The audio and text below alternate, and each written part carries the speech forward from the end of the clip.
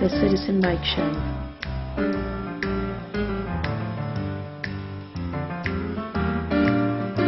News. Commentary.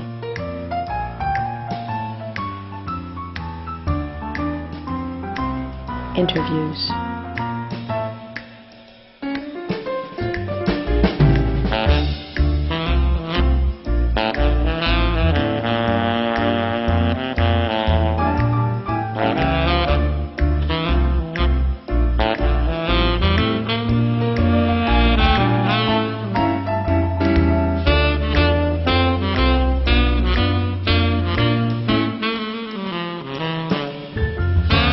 Citizen Mike Show starts now. Welcome to the Citizen Mike Show. Thanks for tuning in. We really appreciate it. My name is Mike Berdinsky. This is the episode for December 14, 2017. On my right, the one and only editor of the Record Journal, Ralph Tomaselli. And before I get my glass of water, I'm going to introduce our two guests in the studio. The Economic Development Specialist for the town of Wallingford, Tim Ryan, and Casey Hand, the Town Planner. Thanks for your encore appearance on the Citizen Mike Show. We appreciate it. Very good to be here, right? So Ralph and I love economic development and planning and zoning issues. We talk about it all the time. It came up during the recent election, Yeah. and we bantered back and forth, and so did the candidates. We wanted to, therefore, sort of refocus on that. But let's start with possibly some of the bigger topics. And Casey, I'm going to start with you first. Sure. Big projects in town. Are there any that are happening or are about to happen? Major stuff. Yes, I think, as you know, we completed our Plan of Conservation and Development last year, and that has really sort of laid the groundwork and the path for us to undertake some big projects that had been building anyhow. We have a lot of opportunity right now, and we really feel that it's time to take advantage of some of that opportunity, especially around the town center and the new train station area. The Planning and Zoning Commission earlier this year approved a significant overhaul of the parking requirements for the sort of what is currently the CA6, the town center area, to reduce parking requirements, make them more flexible, to try to encourage and enable some development in the area. And now the Commission is working on an overhaul of all of the zoning for the town center area. So we've held a few workshops for that, and then there are some projects further down. Following that, the next step will be to look at TOD zoning around the train station that will link to that. TOD, is that what you said? Transit-oriented development. We have to watch our jargon yes, on the yes. Citizen Mike Show. Yeah, go ahead. And our incentive housing zone. So there's a lot of linkage between those three areas. They all connect, and we're looking to take advantage of that. Before I asked him about his perspective, how about construction? There's some stuff going on near Parker Street. It looks like a big building. Yep. If you could just fill our viewers in on what that's all about. Sure. And if there's anything maybe like that that's coming up. Sure. Yeah. The Parker Place development is an expansion of the existing Parker Place condos, or now apartments. It is an addition of 195 units overall, so part of it is an expansion of that existing building, and then there will be two, I believe, additional residential buildings on the site adjacent to it. And those are all studios or one-bedroom apartments.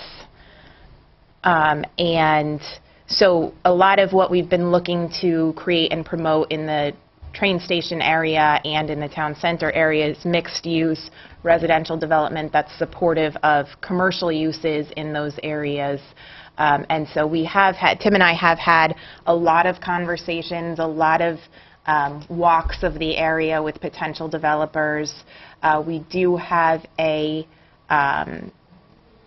the pipeline right now, we have a project for housing in an existing building on South Main Street with a commercial building that is proposed to be constructed along Center Street. And we also, there are several other conversations we've had about projects.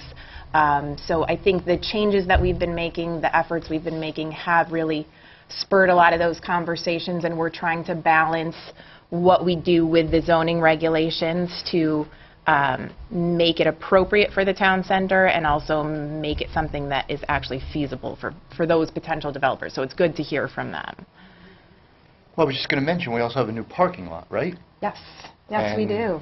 And how that's being received? Yes, we're excited about that. I think one of the things the Planning and Zoning Commission wants to do is really take advantage of and maximize use of the publicly owned parking in order to reduce needs on the private lots.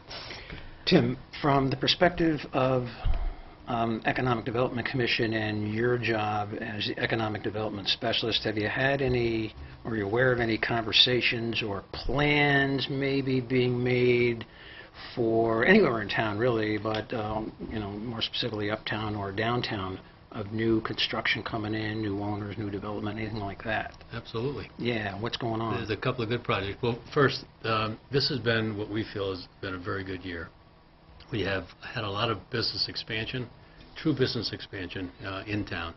And as I'll get to your, I'm not avoiding your question, I'll get to your question in a minute, but for example, GKN Aerospace opened up a new facility up on Research Parkway. That's a significant facility. 4,000 amp power source had to be brought into the building, which means very little to most people, but that's a significant power user. They've made a significant commitment to that particular space. There'll be almost 80 new high-tech jobs in that building. In addition to that, Hobson Motzer has a facility over in Durham, Connecticut, and that name may sound familiar to a lot of people that are originally from Wallingford, because Hobson Motzer used to be down on Route 5 where the Burger King is now, and the Advanced Auto Parts. It used to be that used to be the Hobson Motzer factory. And years ago, they relocated their factory to Durham. They just purchased a building earlier this year at 62 Barnes Road, and there's a 60,000 square foot facility that they're building out right now. But the Durham facility will remain. So in GKN's case, it is pure growth by new contracts. GKN is a supplier to Pratt & Whitney. Hobson Motzer's case, Durham facility remains, pure growth into the Wallingford facility. So we've seen more and more of that. What building that's being built out right now is 155 East Street. We work diligently with a company that's out of Quebec, and it's Fairdy Technologies. They have purchased the building, and they're fitting it out to put a new facility in there. They've got a facility in Quebec. They've got a facility in Niagara Falls, one in Phoenix, and one in North Carolina. So, again, pure business expansion coming from the Fairdy Technologies. And it's not just big stuff. I mean, it goes right down to a small company on Route 5 called Right at Home, and they do in-home care. They came to us a year or so ago because they had purchased a building on Wallace Row right around the corner from their facility, and it was an old kind of busted up building that needed repair. And working in conjunction with Planning and Zoning, and Casey and I work on projects very collaboratively all the time. Went over, take a look at this old decrepit building and said, what could it be? 3 parking spaces, or can it be reinvigorated into something new? And Right at Home now has their main office in that building. So we've seen growth on small facilities. We've seen growth on larger facilities. Casey was talking about the Parker Place. Well, the second phase of the Parker Place development is possible because Davenport Associates, which was a plumbing supply yard, is no longer there.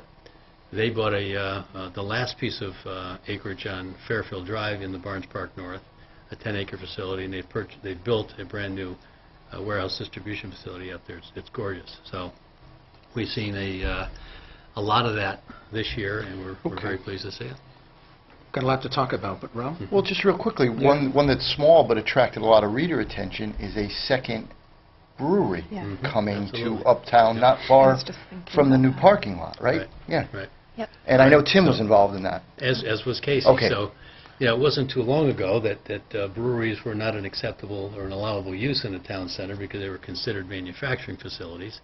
And we get together with Planning and Zoning and just they worked on and recognized that breweries are a good fit for a downtown, especially a downtown like ours.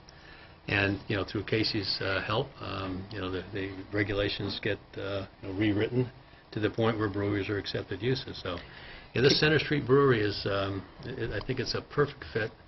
In order to have, you have to have regulations that allow a use. You've got to have a market that you feel is going to accept and take and obviously buy the beer and participate in the business. And you have to have a reasonable landlord that's willing to work with you. In this particular case, we had everything lined up very well. So. And all those new units around Parker Place are going to want a place to go, right? Right. Okay, but I want to get back to that, Casey, with you. And I didn't take notes fast enough. 195 units under construction now. That's the building that we see. No. No. The total, when the entire project is complete, it's That's right. 195 new units. There Okay. are about 100 right now. Okay, so if we go down Parker from Route 5 and we sort of look off to the right, that building under construction is about 100. Is that what you said? About 100? The existing is about Yeah. 100 right now. And then 95 to follow. The existing Parker Place apartments before any construction was Oh, okay. about 100 units. But the new total, the addition and the other two buildings will total altogether 195 new units. Okay, I get you. Now, in addition to that, which you just mentioned, is there anything else that you're aware, any other projects, building projects in that area that you're aware of or people expressed interest in? We've had a lot of interest. I think we can both speak to that. We've had a lot of interest in that sort of bottom of the hill town center area. I think there are some challenges with some of those properties, especially because there are multiple landowners. Well, there's interest and then there's interest. I mean, is it people with money and people that are willing to build out something substantial? And is that what we mean by interest? Yes. I would say yes. I mean, someone driving by is saying, oh, I'm interested in that, but there's other people that have really studied it, willing to kick in some serious dough. I mean, is that what we're talking about? We've separated the tire kickers from the people who have got interest in having capital to do a project and have the experience to do a project. Tim, bring us up to date. So what might we see if things work out? What can you tell us, if anything? Well, the incentive housing zone that Planning and Zoning had approved a couple of years ago is a mixed use vision. So we'd love to see mixed-use development in the lower part of the hill. We see so many great things happening on the top part of Center Street, and we can get to some very specific things, some new things that are going to be coming there besides the brew pub. But on the lower part of the hill, we see that it's tired. It's old. It's tired. We're hoping that the train station may be some impetus to encourage some development. But at the end of the day, we have identified several different parcels of land. And Who's the we? Casey, myself, Okay. and we're working with the WCI, Wallingford Center Inc. So I can speak about a specific project we're working on if you'd like. I would. Okay. All What do right. you got? All right. And jump in any time because Yeah, this is sure. a very Sure. collaborative effort. But the Department of Transportation, Connecticut Department of Transportation reached out to us about a year ago and said that they're interested in understanding what the town's visions are for any development around the new train platforms. That was an opportunity for us to engage them and talk to them about some specific visions that we had for the lower part of Center Street. From there, they hired a consulting firm named Parsons Brinkerhoff, which has since been acquired, and I forget the new, Yeah, I know. new name. But anyway, Parsons Brinkerhoff, and we've worked with them collaboratively. Probably had a half a dozen meetings over the last year. The outcome of all that, as we insisted, we just said, listen, we don't want another study that's going to sit on a shelf someplace and do absolutely nothing. We have challenges at the lower part of the hill. And the challenges are that the properties down there are all small and individually owned. And unless properties are taken and assembled into a site that makes sense to develop, nothing's going to happen. So this consulting firm has the answer.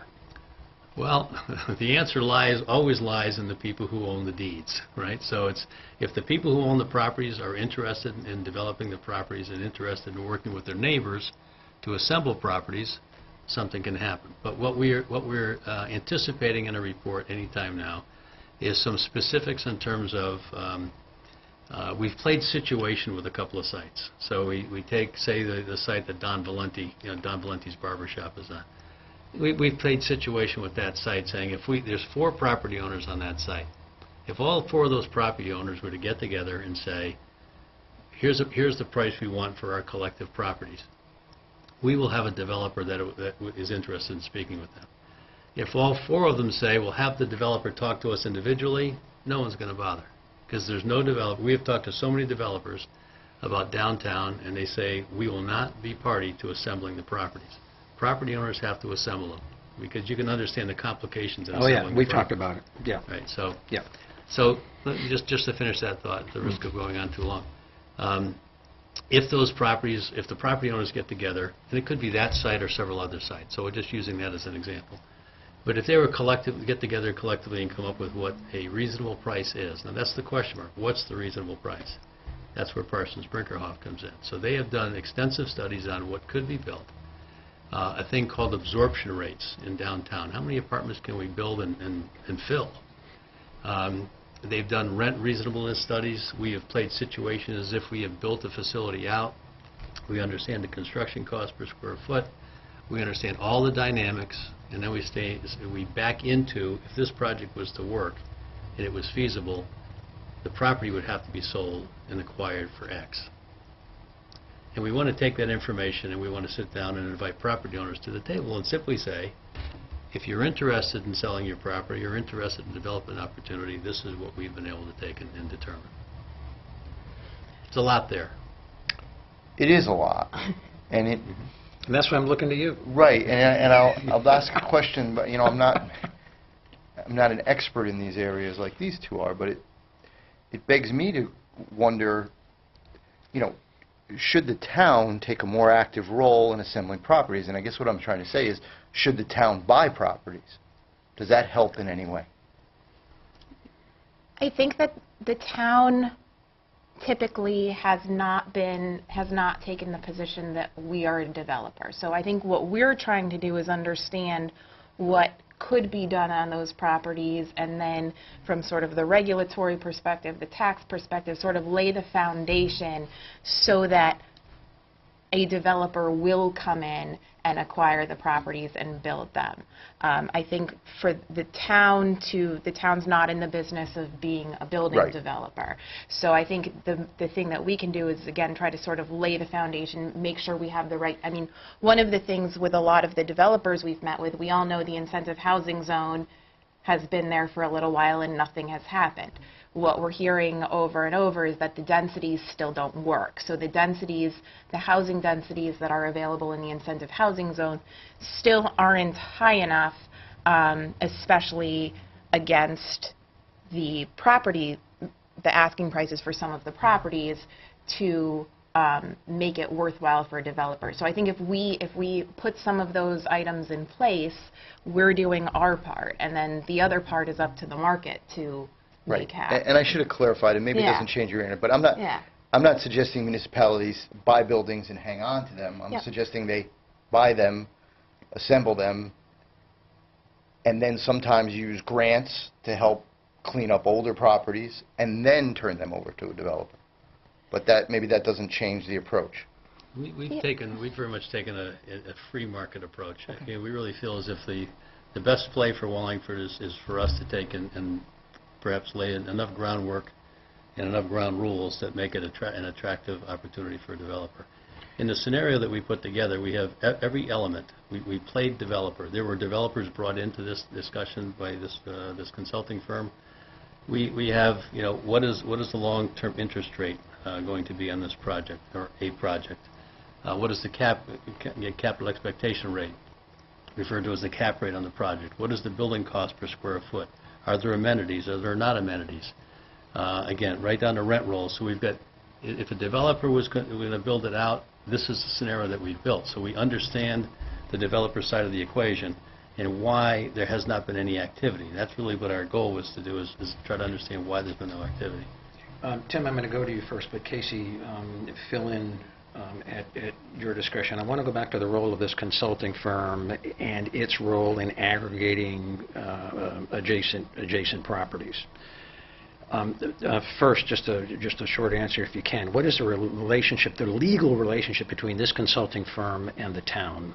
Are they a contractor? No, there is none. So DOT Okay. is, they are the lead on the project. Okay, so- We have not spent a dime of town money. I Okay. give credit to DOT for coming to us and saying, what is it we can do to help?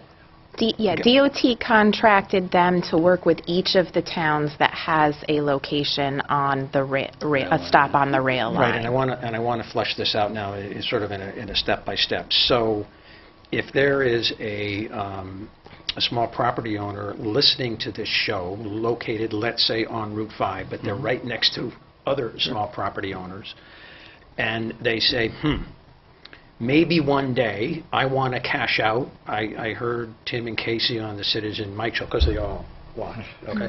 I heard, so what am I going to get out of this? I'm going to call a number, I need to know the number, and then this consulting firm or the DOT, are they going to be mediators and mediate the price? And No. so how, so walk me through the step-by-steps of how this translates into a project. Okay, so we build these scenarios and, Yeah. and to better understand what we need to do in terms of any type of actionable, efforts. And then we try to bring the message to the property owners. And simply say, How do you do that, though? we'll just talk to them and ask them. I know Don Valenti is looking forward to sitting down and understanding this better. So Go ahead. Part of what we did was, in working with the consultant, is we identified areas, and working with them, identified sort of blocks or groups of properties. I think in some cases they're pretty obvious, that would make sense to group together. And then they developed, based on partially what our regs say now, partially what we're working towards with our regs, what could be developed there. So what combination of things could happen there that's consistent with what we're looking for. I want to get more and concrete. Yep. Again, I'm a small property owner, I'm watching the show, and I say to myself, I want to cash out in 5 years. I don't want to run this business for the next, I'm looking forward to retirement. This could fit into my retirement plans. I want to cash out. I heard something on the Citizen Mike show that there's someone walking around that's going to help me cash out. Right. I want to get to the bottom of the step-by-step. How do we take this property owner and get him in the room and talk to the right people? Or is it too premature to do that? No, but we ask them if they're interested in sitting down and better understanding. What we want to make absolutely certain of is that the town is not pushing anybody to sell their property. The whole premise, before we even started the study, we sat down and the premise is that we started saying, if not now, when? You've got two very large demographic groups in society that are looking to take and repopulate downtowns, and millennials and baby boomers. They're both of those groups at the same time are looking to come back and populate downtowns. You've got a market right now that's very well capitalized, so a developer's ability to borrow is very strong. You've got long-term interest rates that are very low, so you've got developer interest, you've got market interest. On top of that, you've got a municipality that's very interested in seeing something happen, which typically a municipality, and I know we're part of that, but we can be a hurdle to some of these developments, right? And you've got a state DOT, and you're in state roads. You have a development on a state road, that could be problematic, but you've got a DOT that's saying, hey folks, we want to see something happen. So you take and line up all of those things and you say, boy, if not now, when? And that's how we started the conversation with DOT. And it's our position, and I think the report will prove that your property's potentially, and most likely, worth more now than it will be in 5 to 10 years, because the market demand right now is so high. So we feel an obligation to say to the property owners, folks, this is what we've done on your behalf. We'd love to see something happen. At the end of the day, it's your property. If you're not going to do anything, or you don't want to do anything with it, it's your prerogative. But maybe I misunderstood. And in case I want to go to you first and then back to Tim. There's a property owner on Route 5 who hears about this and says, wow, I could be part of a seller consortium. Where do I go? What Call- can I expect? call me. That's what I'm trying to get at. And you're gonna, I mean, I'm gonna play the role of the property owner. Hi, I own a certain address on Route 5. I've got so many square feet. It's small. I heard about this exciting opportunity. Here's my name. Here's my address. What's going to happen next? When can I expect to consider a deal? When can I go to the next meeting? When can I cash out in 5 years, or? Well, Are there answers to that, or am I pressing the point too early in the plan? Well, I think that's the point where really Yeah. the market has to come into play, and so I think we and Tim has taken a really strong role in sort of connecting interested parties, whether they're interested sellers or buyers, and that's why we've had a lot of meetings with So them. you guys But then- ultimately, we are not the town's not going to accumulate the I got that. properties. No, I got that. So we can connect interested parties Well, then on do you go both to the sides. next property owner and say, we got one of 4 on board? No. No. No. No, I mean, the town can't, it is our position that the town can't be perceived as the broker. I mean, we can't Okay. broker the Right. deal. What we can do is educate the property owners as to what their opportunities are, and that's what we're endeavoring to do. Okay, one last question then. Ralph is bursting here. Well, I don't know if I'm bursting, So- but again, I'll just, because I do agree with this, if not when, now, and the market seems right, and, yet, every time I drive to come to this show, I'm coming south on Route 5, and I go at Center Street to take a left onto Center, and when I'm stopped at that light, I turn this way, and, there's a building there Yep.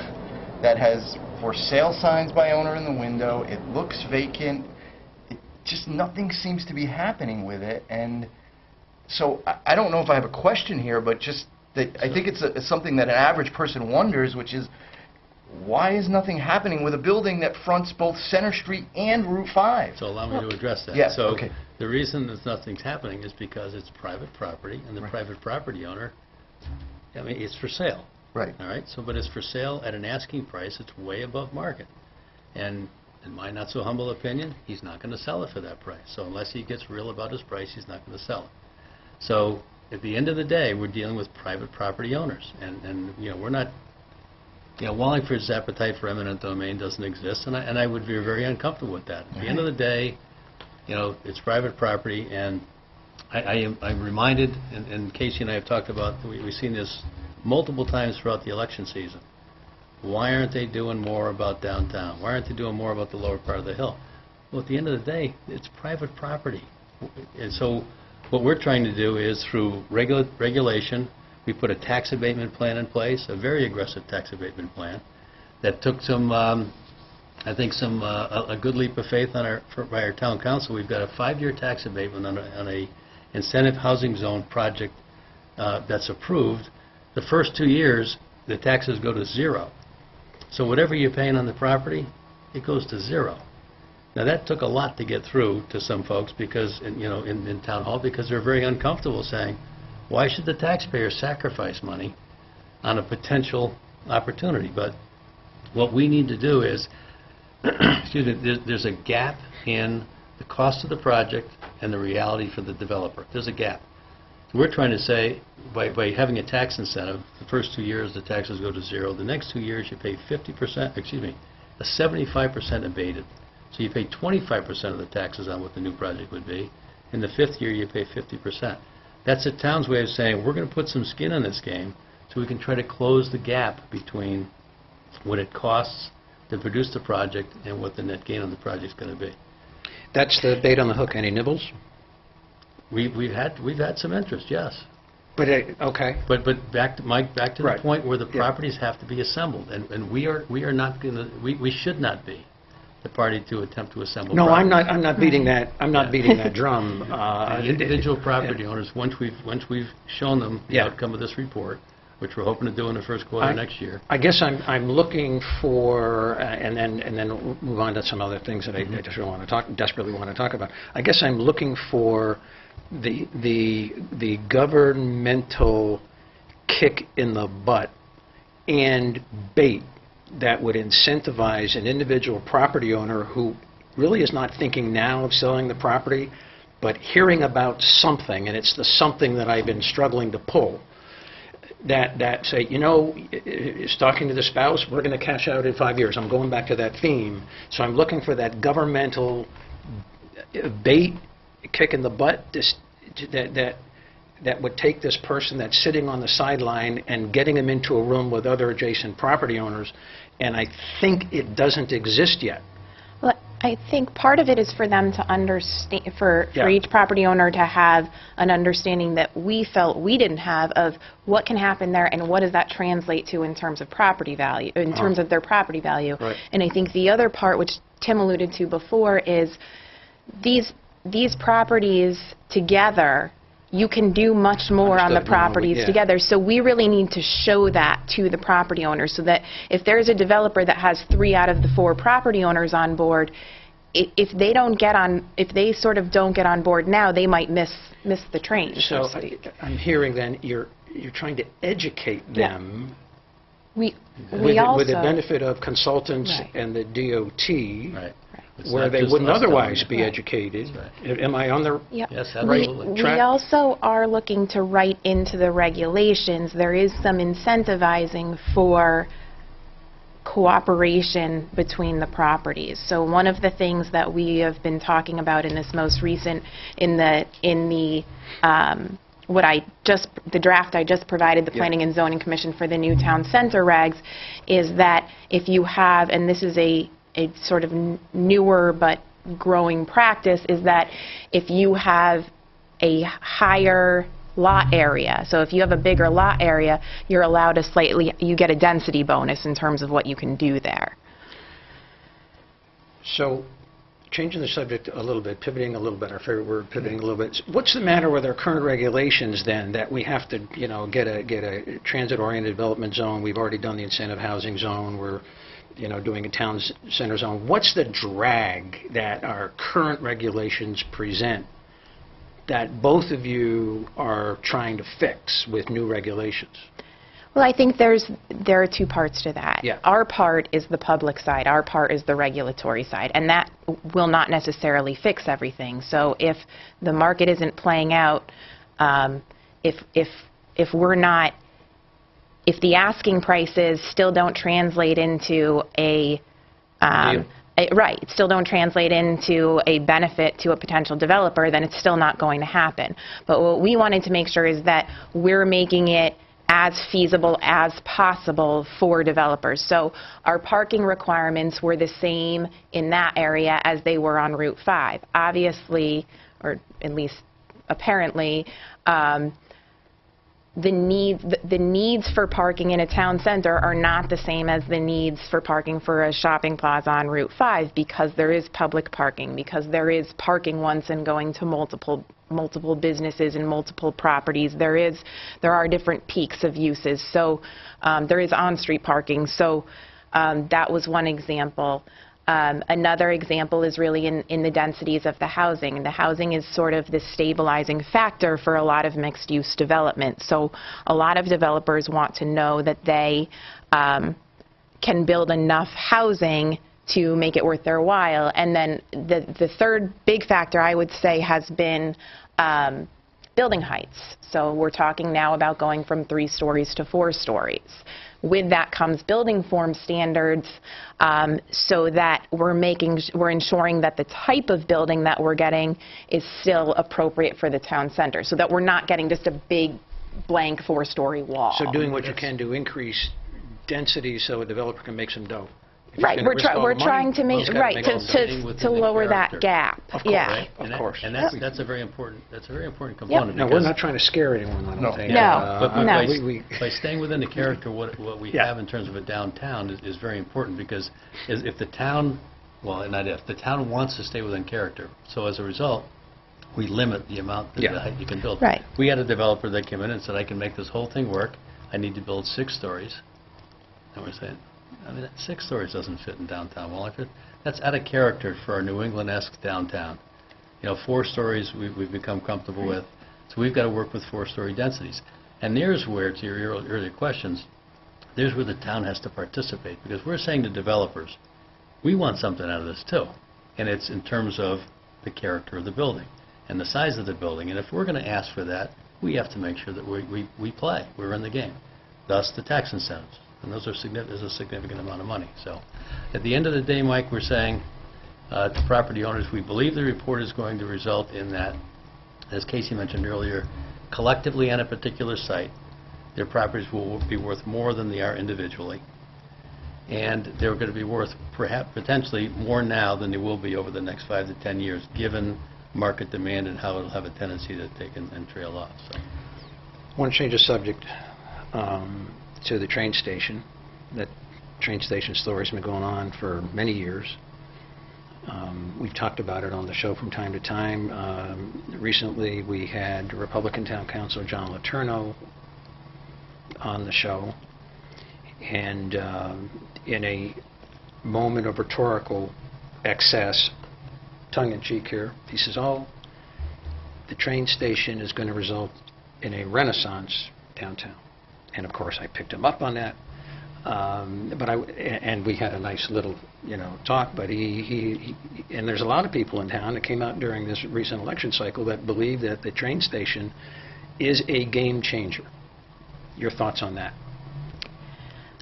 I think that it's our responsibility, and I think what we're trying to do is to put the mechanisms in place that we can take advantage of whatever benefits might come from the train station. I don't think we're depending solely on that, but I think there is an opportunity for, as Tim alluded to, there is a definite change in demand for the type of housing that is being primarily sought based on changing age dynamics, and that's not just true in Connecticut, that's true nationally. But so there is certainly that dynamic happening. It's up to us how much we can take advantage of that, and I think that we are trying to put, again, some mechanisms and some regulations in place to allow that to happen. I know there are a lot of differing opinions about what will happen in that area, but I do think for Wallingford at least, and I think that a lot of people believe this, there is certainly potential for redevelopment in that area. A lot of those properties are prime for redevelopment. And there is also I think, somewhat of a change in behavior in terms of, at least with sort of the younger generations being more willing to ride mass transit and that type of thing. Again, Connecticut is a very car-friendly state, so that will take a change in mindset, but I think there is some willingness for that. You see all the young kids want to live in Boston and New York and a lot of those areas. So I think Wallingford has the potential for that, and we're trying to take advantage of it. There are lots of studies out there that can speak to the benefits. I'm not well-versed enough in those studies to sort of reference any of them or anything like that. And you never know, but I think we're going to do everything we can to try to take advantage of it. We talked about Parker Place Yeah. expanding, doubling Yeah. in size. Yeah. That's within walking distance Yeah. of the train station. Yeah. So how much did the train station play into their expansion? My do you I don't want know to speak to directly, that? but Yeah. I would say comfortably, I think it influenced their decision or their desire to want to put that many more apartments there for sure. Right, and I think the idea is that if we can get housing, similar housing in that area, that can also feed our downtown businesses. That's a benefit in Wallingford and the location of the Wallingford train station, even though it had to go a little further north. That's a benefit that Wallingford has that not every municipality on the line has. In an effort to take full advantage of the train station, we have applied for a grant. We're hoping that if we can take and connect aesthetically through streetscape improvements, the new train station in downtown, that would create a nice flow. So we have applied for a grant and have yet to hear back from it, but a grant just to study the feasibility of doing those types of improvements. And potentially, you think of the corner of Route 5 and all the poles and wires, and if you stand in the corner of Route 5 and look down towards the train station on that west side of the street, you'll see where there are spaces where you couldn't get a wheelchair through there if you had to. People can't walk shoulder to shoulder, so it doesn't lend itself to a nice walk flow. So we'd love to see, again, we're doing a feasibility, hopefully, study of seeing what it would cost to take all that power and put it underground. Wouldn't that be nice? Would that open up development opportunities and give us a great opportunity to develop some of those properties down there?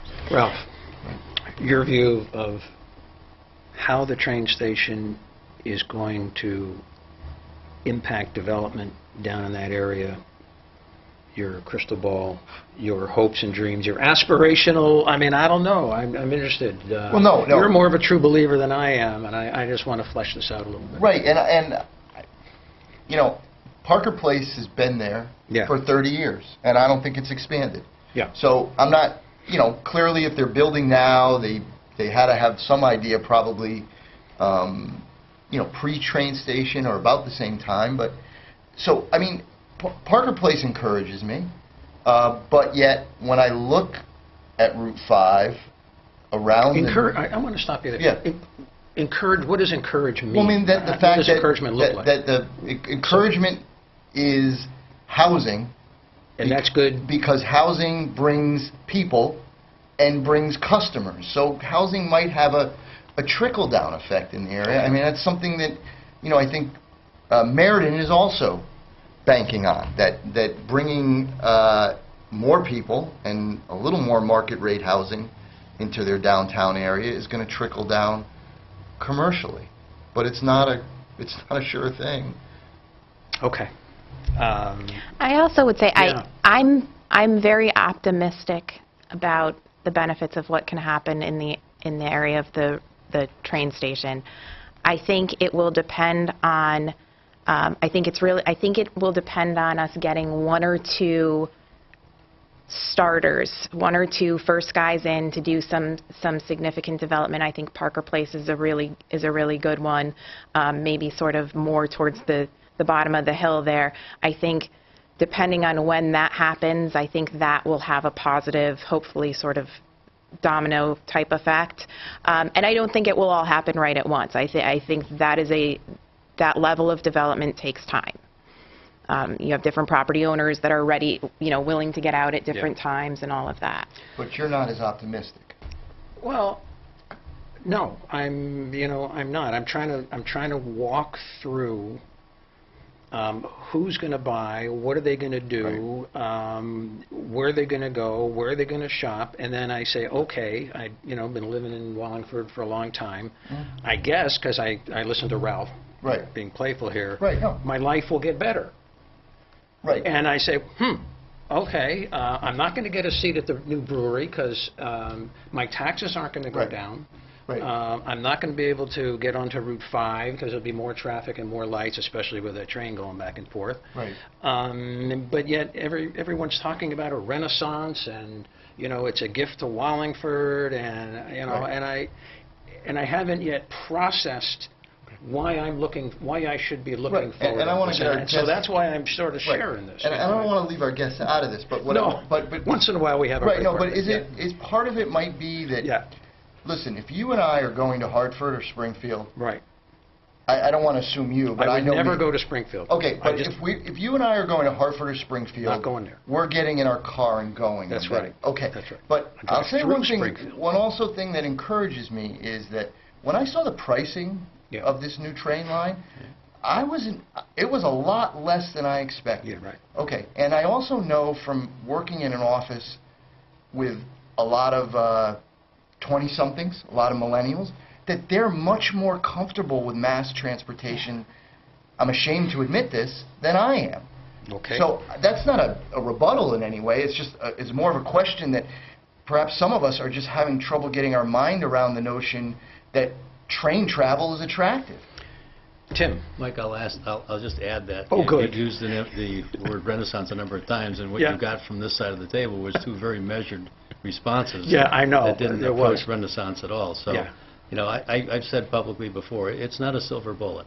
Yeah. Is it an opportunity? I think there's an opportunity there. Is it a stimulus to get something going down there?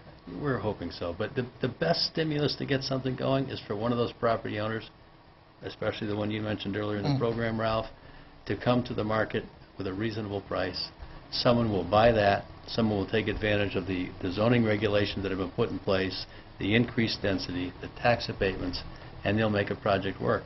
But until the property comes on the market at a reasonable price, the marketplace is a strong, mechanism. And we are not playing with the market. The market's got to, it'll speak for itself. And right now it's speaking very loudly. That anybody that's interested in selling their property down there, your prices are too high, or you need to assemble them and come back to a developer. That's the message. Two topics I want to shoehorn in. One has to do with the role of the town council, and the other has to do with the role of the Economic Development Commission and the Economic Development Specialist. First, the role of the town council, because we Right. had a discussion about that. Are you suggesting, or do you think it's a good idea that the town council be more involved, less involved, and if they should in any way be more involved, I mean, other than talking things up and being optimistic, I'm talking about votes and measures. I'm talking about specific legislative action. Realistically, there's not much they can do at this point. Would that be right? Casey, I'll go to you first and then to Tim. Two things that have come up for this particular area that I think are important and sort of within the purview and consideration of the town council are there has been some conversation, and it's mentioned in our plan of development, what will happen or what the opportunities are with some of the town-owned properties in the area, such as the old train station building, and then also the town-owned parking lots.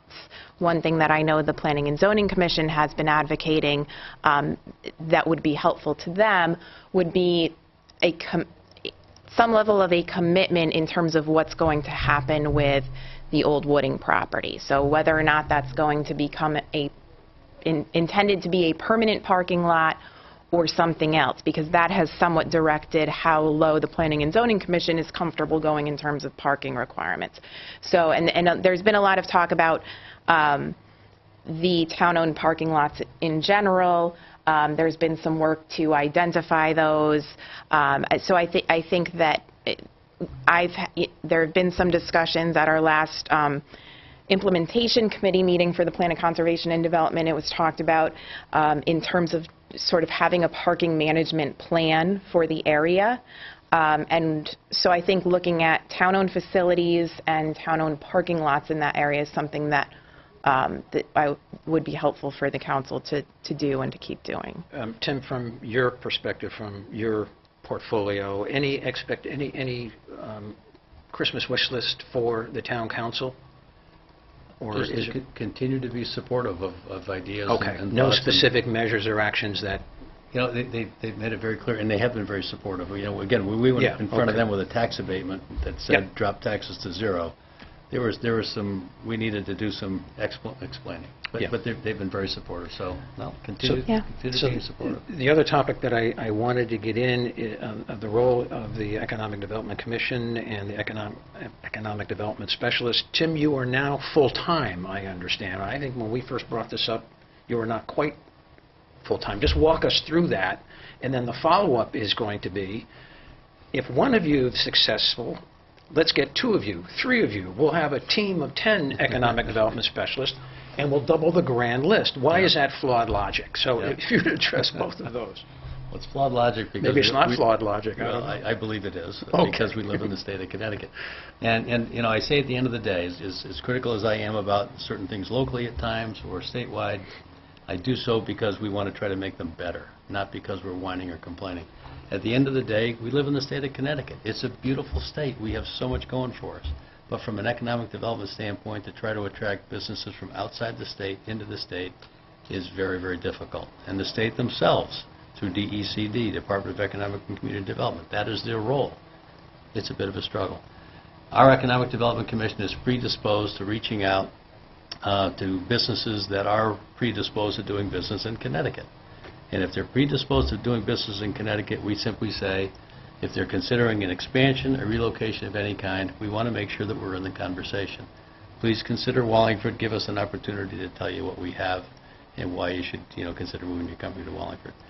That approach has been very successful. I mentioned a number of companies earlier. They didn't come here because, we weren't the right place, and they didn't necessarily just walk in the door. I mean, some of these deals, the GKN deal took over 3 years to put together. That through conversation. Hops and Monster was over a year. Verity Technologies was over a year. These are conversations that go back and forth regarding, why Wallingford and what we can do to attract them. So, Ralph? Well, I hope they get this right, because there was also a bread company that relocated to town. Khaleesi Bakery. Khaleesi, I should get that, because I buy that bread. Yeah. And when you're talking about the kind of business you're trying to attract, they were looking, if my memory is right, they distribute a lot in New England, and we're looking for a location in Connecticut. Yeah, their main bakery is in Rhode Island. Right, that's what it is. And every day they bring their baked goods, here to Wallingford, but they wanted to expand their business in industrial settings. They wanted to be more institutional in terms of hospitals. So they want to get into Gaylord, places like that. They were already into the stores here, so they needed a central location as a distribution point to take and launch their new initiative. So they're over on North Plains Highway, and they took a building that was vacant for a long time. A local property owner, who himself is a developer, put some money into the building.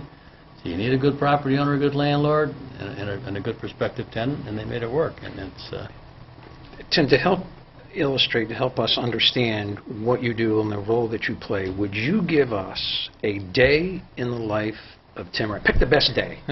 A day in the life of Tim Ryan. Just pick it from there. Well, Casey and I have worked on this for a year or better now. We've said that part of economic development historically, and that's what you get when you get an outsider coming in, I guess, is you get to look at it from a very different perspective. But part of the economic development that we felt was flawed was conversations often start in the wrong places. So, a developer has a concept or an idea, they want to know if they can do this or bring this business in, and quite often they go to the planning and zoning office and they say, geez, can I do this here, can I do this here? And Casey, by virtue of what she does, has got a set of rules and regulations that she applies to the question and answers the question. We collectively feel that the conversation should start in what we refer to as the only market-driven department in a municipality, and that's the Economic Development Office. So you start by asking the same question in the Economic Development Office, and I don't have any rules and regulations to go by, because when it comes time, we're going to go and we're going to confront Casey and say, okay, now we need to apply your rules. But what we're going to do is we're going to take a look at the opportunity and say, Verity Technologies is a perfect example. They came in and said, we're a fertilizer company. The first couple of times we talked about fertilizer company, I got more people in saying, what are you doing? I mean, we're thinking about explosions, we're thinking about environmental, issues. And I'm thinking of sheep manure. Right. Yeah, sheep manure. How about that? Smells, things that are going to be offensive to the public. Can't get a laugh. So we start doing our research, and it takes time to do the research. So that's a day in the life of. We take each opportunity and try to assess it. Is it a good opportunity? Is it not a good fit? And we've had a number of times where Casey and I have sat down and said, it's probably just not a good fit for us. We should just, move on. So that's what we do. We assess opportunities, and then we pursue them from there. We try to be as customer-friendly and as attentive as we possibly can. And as a result, we've got some good projects that are moving. Casey, we got about 30 seconds, or maybe a little longer, to give us an update on the implementation committee. Where are they going, and where are they going to end up? We've met 3 or 4 times since the plan was adopted, the Plan of Conservation Development was adopted.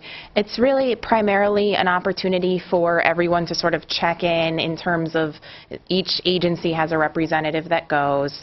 So each agency that has recommendations in here in terms of actions they could take or should take, and everyone reports back in terms of what their agency is doing. So primarily it's to create some, or to look at some, create some sort of responsibility and responsiveness. With respect to the plan of conservation and development that was adopted last year? 2016, yeah, June 2016. Yeah. Okay. So it's an opportunity for each agency to say, here's what we're working on in regard to the plan of development, or not working on, here are the hurdles we've run into. And then it's also an opportunity, like I mentioned with the town council at this last meeting, there was a lot of interaction between the different agencies. There are 2 town councilors on there, in terms of what agencies need to work together to make certain things happen and bounce around ideas.